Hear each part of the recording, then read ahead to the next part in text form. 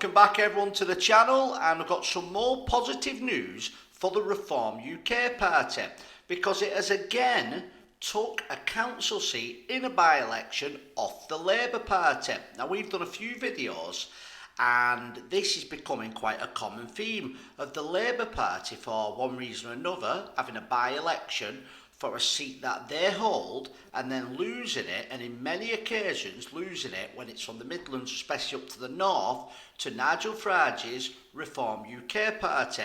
So here in Wolverhampton, we had a lady, the new councillor, Anita Stanley, got 652 votes, and that was almost 200 more votes than the Labour Party, who only just beat the Green Party into third place. Now, we are going to see a lot more by-elections like this up and down the country, and I understand some people say that they're only council seats, but council seats are what you need to get to winning MPs. By winning the local area when the general election comes up, people in that area have seen what a Reform candidate can do for them if they work hard, and there's plenty of soldiers on the ground for the candidates for the MP seats, and it also puts in people's minds that Reform can win here. So these candidates who are now getting elected need to do a good job for the community, support a good candidate going forward at the next general election, and these are the type of seats that you could see turn to the Reform Party. Now, not only a Reform Party winning by-elections, we've seen the Conservatives win a few, we've seen the Lib Dems win quite a lot. It seems that it's anybody bar Labour, and it's only been just over 100 days since the Labour Party took power. It's really, really strange to see no honeymoon period at all for the Prime Minister.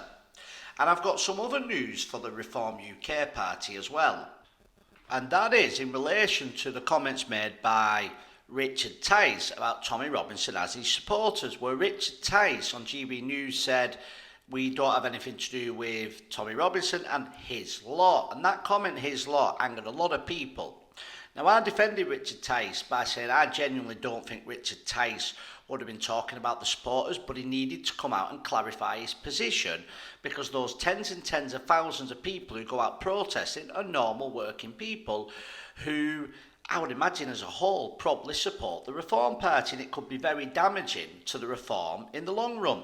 Well, as of yet, Richard Tice hasn't come out and said anything. However, Howard Cox, who was the Reform Party candidate for the mayoral election in London, has said, talking to the Independent alongside Ben Habib, that Nigel Farage has rang him and said that Richard Tice had gone too far with the comments. So hopefully Nigel Farage may make that public himself, and I know it looks like he's disagreeing with Richard Tice, but I think it's important that we especially see from Nigel Farage that he doesn't believe that Tommy Robinson's supporters are in any way, shape or form people you don't want to deal with, when they're the people who have supported the Reform Party and in many cases actually paid the money into the membership. And I think what happens a lot of the time in politics is you ask the question at that moment and you give a bad answer. And anybody can do that, but like I said before, I think it's just important that he clarifies this, especially with the great news that the Reform Party are having week on week. They're going up in the polls, they're winning by-elections, they're now predicted to win far more MP seats that they did this time, and that's with the mainstream media polls that are probably underestimating them. And we've also got this week, hopefully, the re-election of Donald Trump. That will definitely surge the Reform UK party.